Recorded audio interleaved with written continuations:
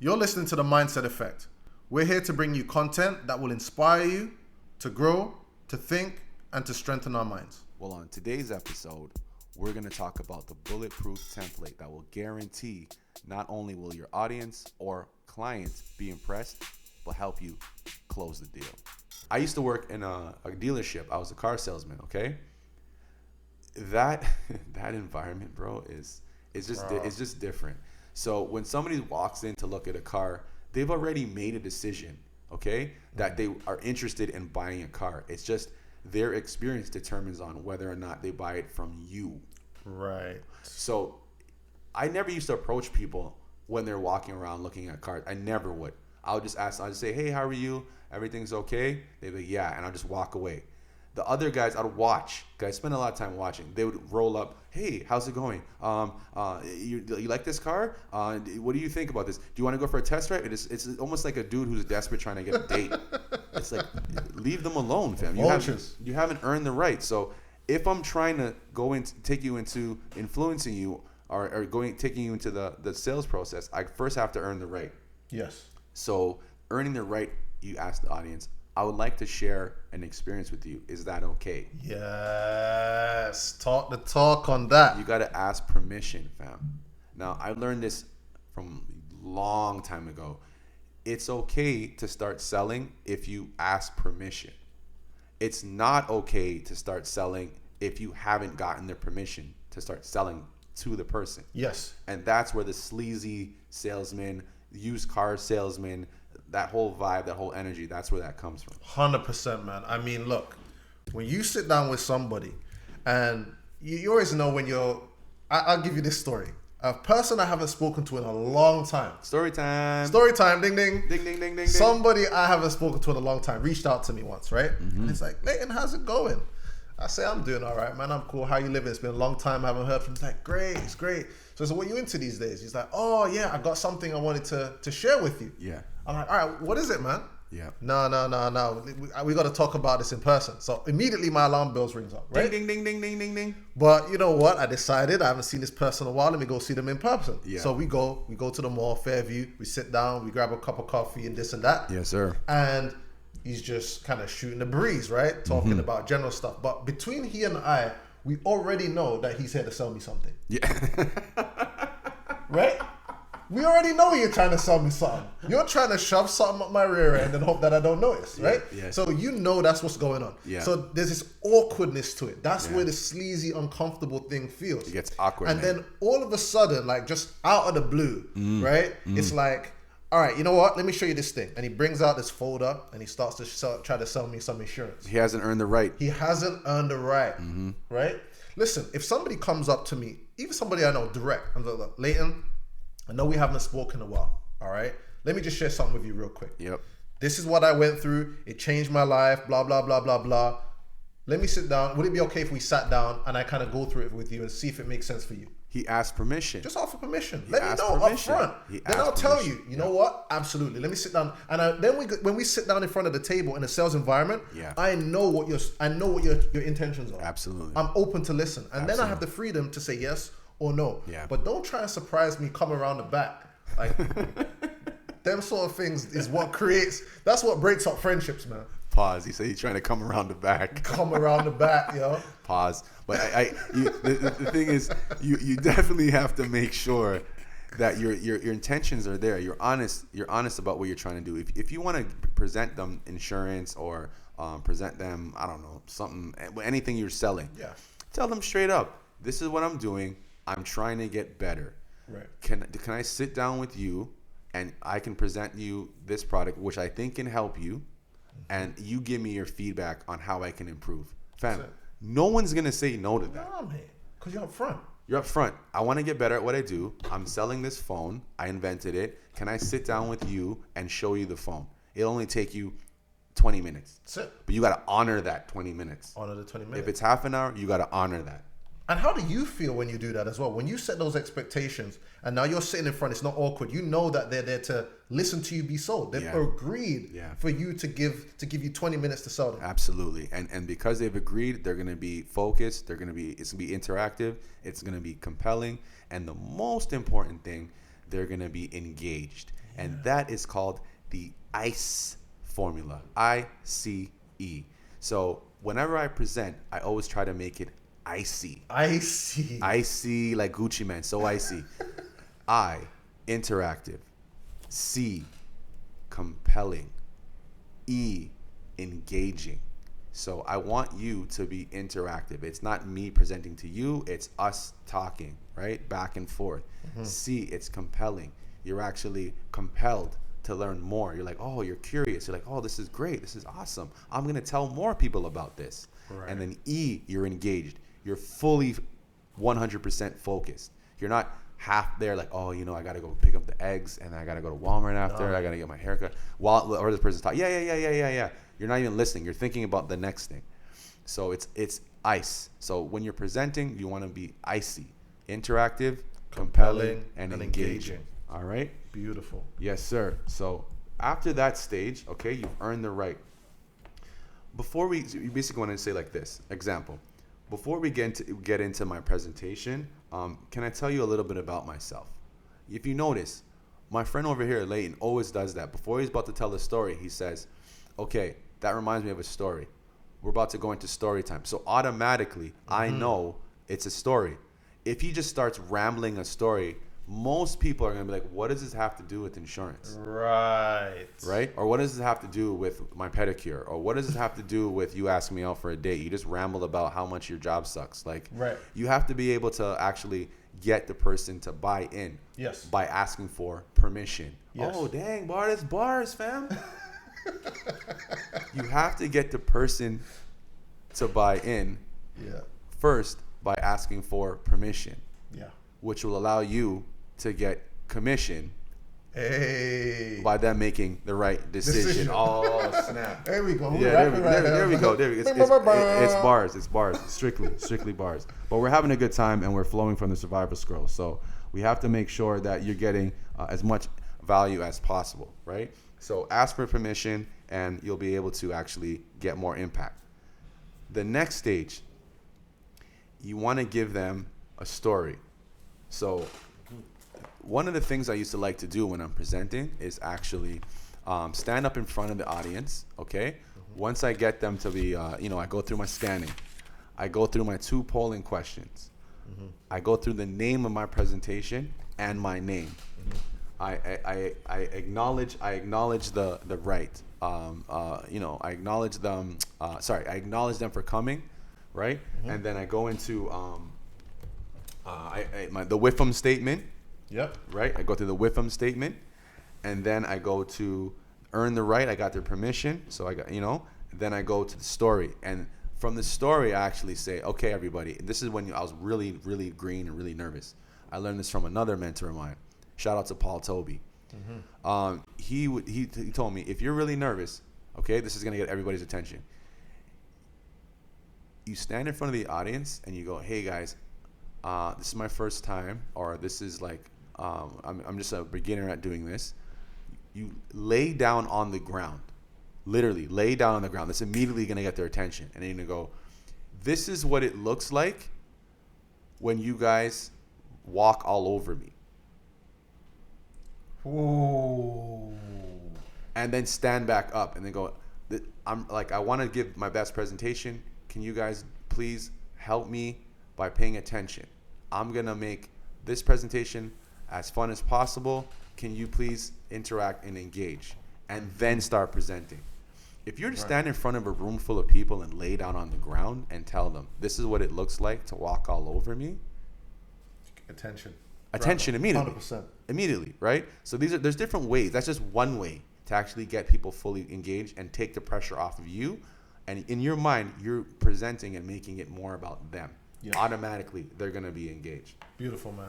And so I guess once you've gone through that portion now, right? Yeah. And you've told the story, right? You've got them compelled, you've got them engaged, you've been able to kind of go through the pitch or whatever it is that you're presenting. How do we now move from that, right, into like a close? Like how would you kind of do that? What would be like some of your next steps there? When you're about to go into closing now, you want to actually seal the deal. Now it's game time. Kobe, 5 seconds left. Michael Jordan, less than 4 seconds left. The Utah shot, right? You want to close on the deal.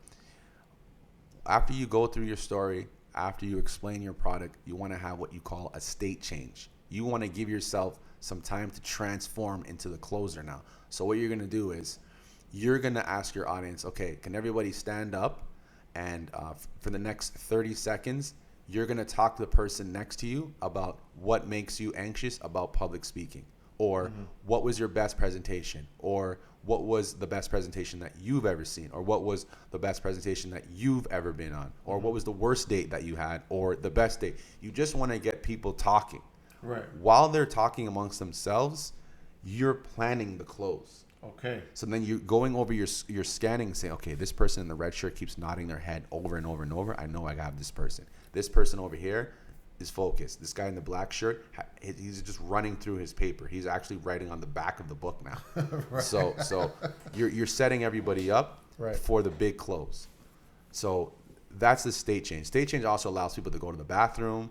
People who smoke, they can go outside and come back. Once they come back, then you hit them off with the final closure. And before you have the state change, you tell them, we're going to go on break for the next 20 to 30 seconds or 2 minutes or whatever it is. When you come back, I have the most important thing to tell you or show you. So you don't want to miss this, because you don't want people to I got to go to the bathroom and drive off. And just bounce. I've done that many times. Where's the washroom? I just got to, or my car alarm's going off. I took the bus there. My car alarm's going off. I got to go check and just leave. So you want to keep them. Yeah, absolutely. Absolutely, man. I think one of the things that I use in terms of transitioning is, oftentimes when it comes to a closing, or let's say, once again, we're talking about sales or a course of action, is my go-to is, here are the next steps. This is something that I use really often, right? Yeah. Whether it would be, if we're selling a course, for example, you've done your presentation, here are the next steps, right? If I'm in an interview, I mean, it sounds really weird to say. Yes. But even in an interview, end of an interview, somebody's offering a job or whatever, and you come to the end. See, here are the next steps. You dictate the terms, right? If you've built that credibility, you've gone through, you've thanked them for coming, you've asked polling questions, they're there, they're engaged, they're taking notes, they've gone through all of these things, and they're really buying into what you have to say, then it's only natural for you to dictate where everything goes from here. So I usually say is, here are the next steps. And therefore, the people who have been engaged, right? And at the end of the meeting, I wouldn't even say, and I think you mentioned this as well, does anybody have any questions? I assume that I've gone through everything the way it should. And I'll say, here are the next steps. If I said on the course, this person is over here, right? 100. I won't speak to that person, 100.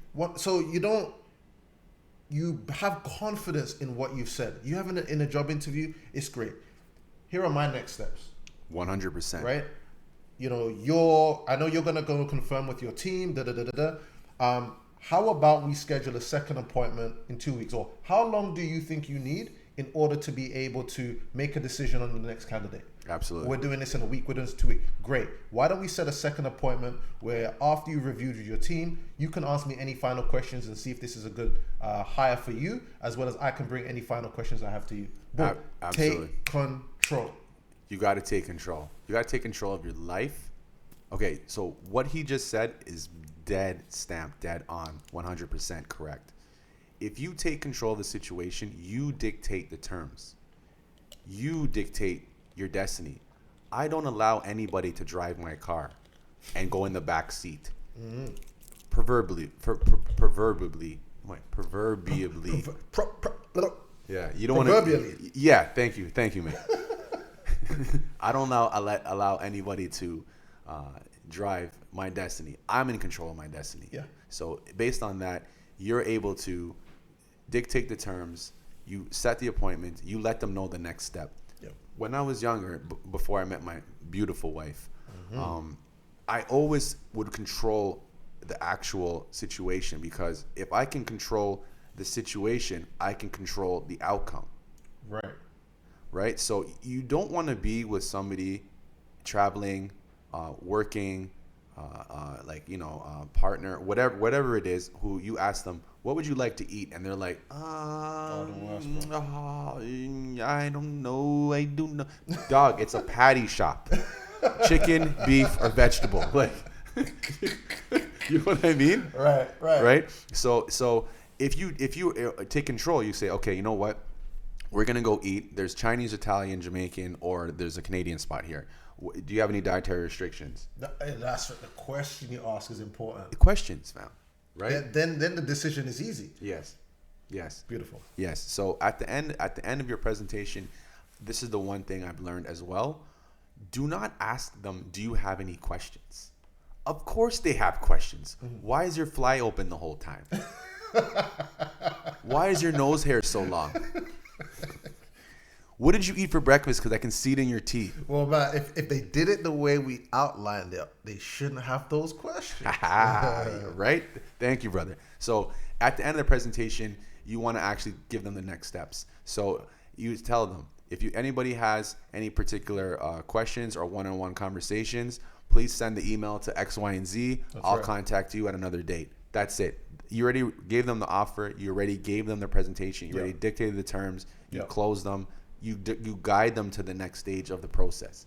Whether you're going for an interview, whether you're selling a product, whether you want to go on another date, whether you want to book a family vacation, you're in control of the situation. Absolutely, man. And I think I want to also add to that is when we talk about control, it's not about forcing people to do something they don't want to do. Like a dictatorship. No, it's not that. What it means is that I've created two paths. And I've said, this is the path that I'm going on.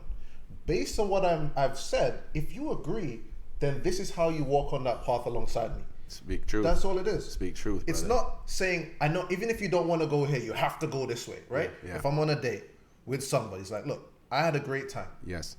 Here's what I would love to do. Yes. I would like to set some time where we can go on a second date, right? How about next weekend? Now you've dictated the terms. This person is either going to tell you, you know what, it wasn't as great as you thought it was. Your nose hairs were too long, brethren. You know what I mean? You had a booger in your right nostril, and I couldn't eat. I couldn't eat my pasta, man. It was a resemblance to my pesto and your nose holes. So, like, yeah, you dictate the terms, and they say, you know what, it's not for me. Or they say, you know what, great. And that way you know where you stand. And that's all it is. Closing is not about forcing people into holes that they're not willing to go into. Yeah. It's about finding the right peg for the right hole. Yes. Right? Pause again. Yes. But yeah, do you know what I mean? Like, you're not trying to force people to do things they don't want to do. Yes. And that's what we mean by taking control. Yes. Taking control, and you're guiding them. It's like public school system versus the Montessori. Public school has teachers. Everybody sit down, do this. Recess is this time. Right. Recess is this time. Hey, you, stop eating your booger. Hey, you, get your hand out of your pants.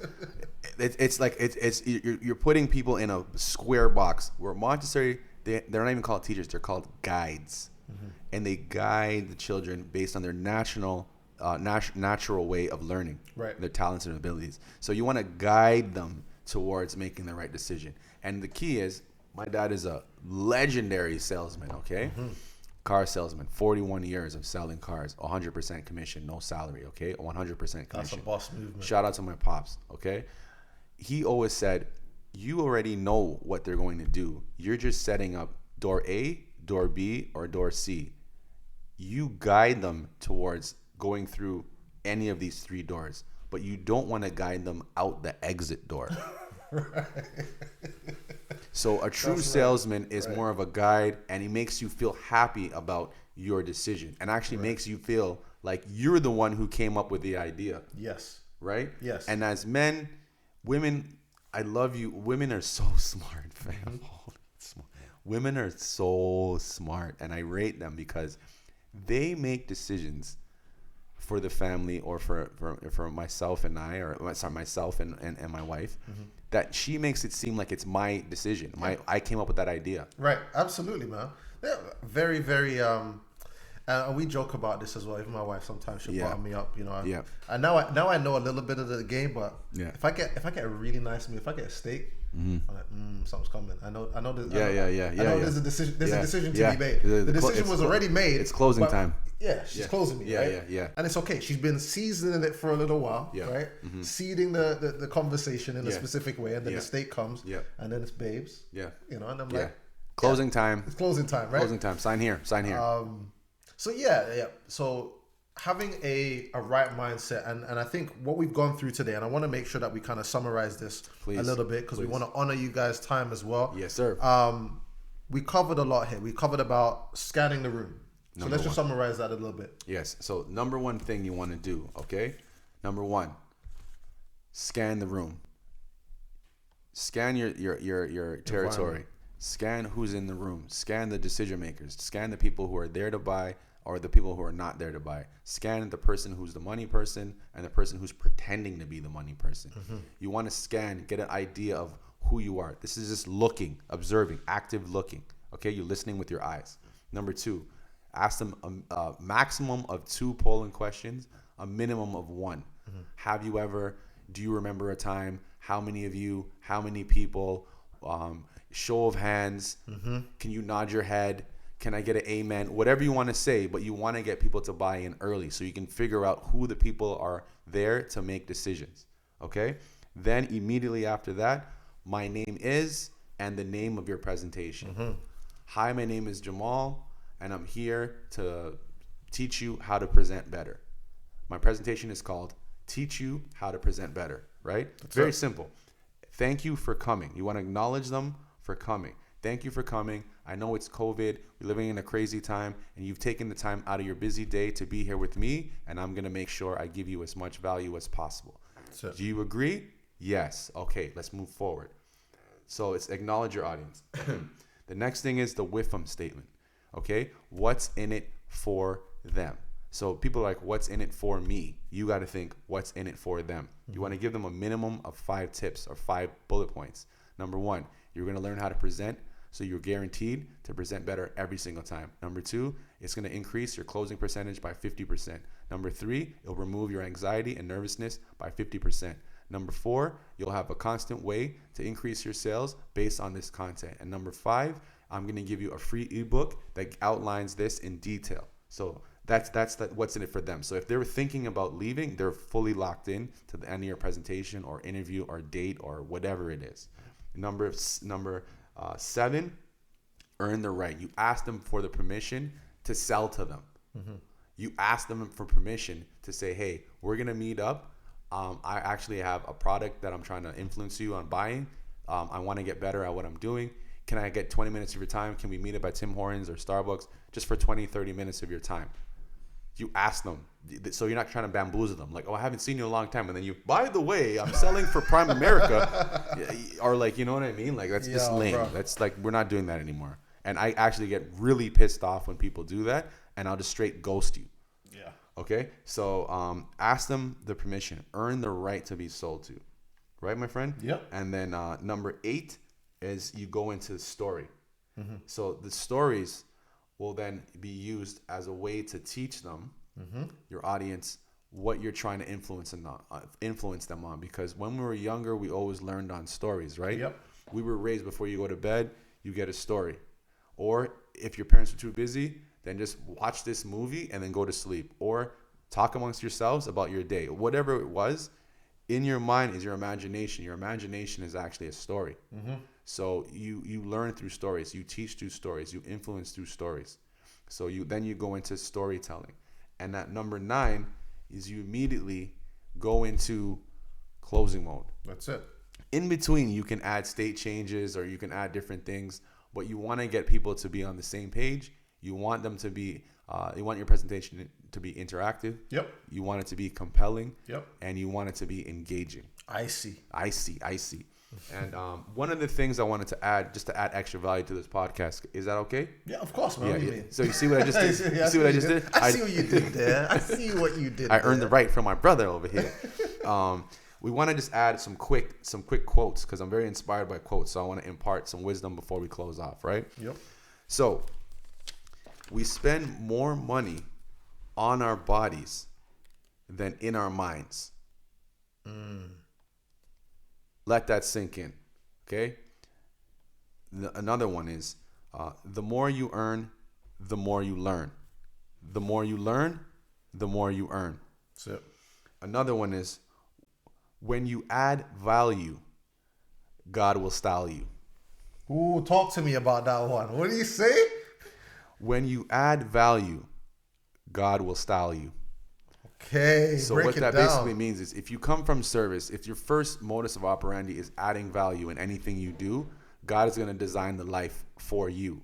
So if you believe that I want to be and be, do, and have as much value as I can, and when I'm presenting or when I'm working or when I'm adding a service or a product or even just helping, volunteering or talking to my family or friends, you want to impart as much value as you can for the other person to get and receive. And if you live that way and work that way, God will design a prosperous life for you in your outcomes.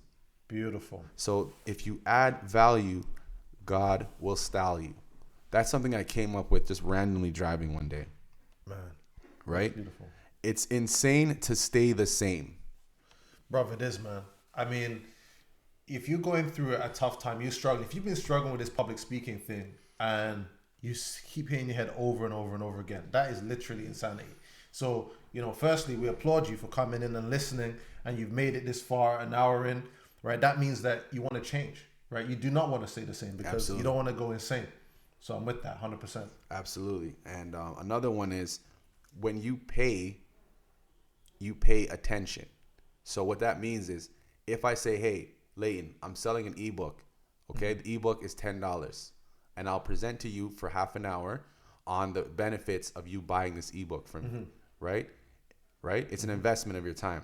You're gonna pay attention. Once you give me the money, you're fully focused because now you got to justify The expense. investing.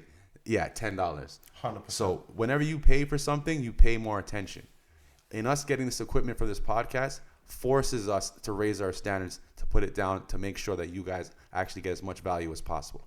100%, man. And if people don't want to pay it, they're like, I don't know. Can I just get a discount, or can I get it for free, or can you buy it together with me so we can get a discount? They're not serious. Nah, mate. Right? I got one for you, man. Go ahead. And this is for those who are speaking publicly. This is really, really important to understand. Yes, sir. A speaker with a limited vocabulary is like a chef with no seasonings. You can cook, but everything tastes the same. 100%. You got to have a vocabulary that allows you to express your ideas, your opinions clearly, right? When you're in front of a room and you're sharing something with them, if people can't understand, they're not buying, right? A confused buyer is a non-buyer. Yeah, the confused mind always says no. They're gonna say no. So if there's one piece of advice I would give to you guys as well, in addition to this, is that increase your vocabulary, read, practice, get the dictionary, whatever it is, right? Yeah. Increase your vocabulary, because your vocabulary is the seasoning to the food. It allows you to have that effect and have that impact in the words and the things that you're communicating. Keep it icy, 1,000%. And also, money loves speed. Speed loves money. The perfect example of that, if you're from Toronto, the GTA, 407, 100%. I'm going to keep it real with you, fam. This is just me personally. Yeah, I spend a lot of money on 407, no doubt. but I value my time. So if you can't afford to take the 407 or you don't want to spend the money, you have to leave earlier. If your appointment's at 9, you got to leave your house by like 7:20, depending on where you live. If you live 5 minutes away, okay, then you leave like 20 minutes before. But if you value your time, you got to either leave earlier or just take the toll highway. I can't afford. Let me to lose kind my of time. add to that for you, bro. Please. When it comes to expenses like this, I know for most people it feels like, oh, I can't afford this. It hurts, yeah. But you know what? There's two things. One is, in some instances, you can't afford not to. And secondly, change the question that you ask. Break it down. Instead of saying, I can't afford the 407, how can I afford the 407? That's deep. Like, how can I afford it? Look at it. You can go online and see how much. If I go on this exit to this exit, it's going to cost me X amount of dollars at this time of the day. All right? It's going to cost me extra $50 a week. think about how much would you give realistically to save yourself an extra hour a day in your commuting. So for some people it's 2 hours, because you may be taking an hour one way to work and an hour back. Yes. Right? So if you could save yourself 2 hours a day, that's 8 hours a week. What else could you do in those other 8 hours? 100%. Right? What other money that you could make that could help you pay for the 407 and also take care of your phone bill? Right?